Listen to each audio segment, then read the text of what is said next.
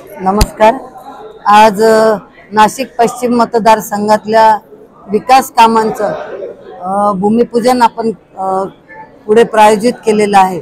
जवळपास 27 कोटीचा निधी हा पूर्णपणे प्रशासनाची मान्यता मिळालेली आहे आणि त्याला मंजुरी मिळाल्यानंतर आपण बघतोय की आता चौथी माळ आता आहे नवरात्राची आणि त्यामुळे नवरात्रानंतर लगेचच कधीही आचारसंहिता लागू शकते। त्यामुळे नवरात्रानंतर कधीही आचारसंहिता लागू शकते। त्यामुळे प्रत्येक नागरिकापर्यंत त्यांच्या प्रभागातील कोणते कामं मंजूर झालेले आहेत याकरता आज या पत्रकार परिषदेचं आयोजन केलेलं होतं। पूर्ण प्रभाग वाईज याद्या आपल्या सगळ्यांपर्यंत आम्ही दिलेल्या आहेत आणि गेल्या 10 वर्षात जे कामं आतापर्यंत पूर्ण केली त्याचा लेखाजोखा आज इथे मी मांडण्याचा प्रयत्न केलेला आहे।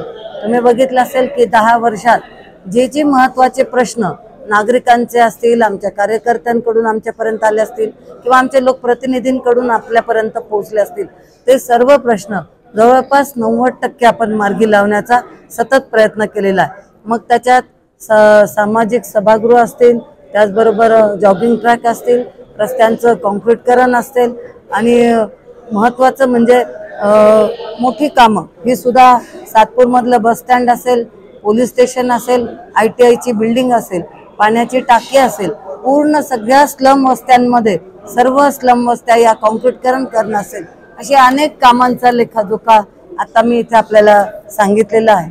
आणि त्यामुळे हे सर्व कामं करत असताना आज आम्ही ज्या वेळेला प्रचाराला सुरुवात केलेली आहे, प्रमुख नागरिकांच्या भेटी घेत आहोत, त्याचबरोबर काही संस्थांच्या भेटी घेत आहोत, त्यावेळेला ज्या वेळेला आम्ही महिलांपर्यंत पोहोचतो त्यावेळेला त्यांच्या चेहऱ्यावर खूप चांगलं समाधान, खूप सकारात्मक प्रतिसाद आम्हाला नागरिकांकडून मिळतो आहे।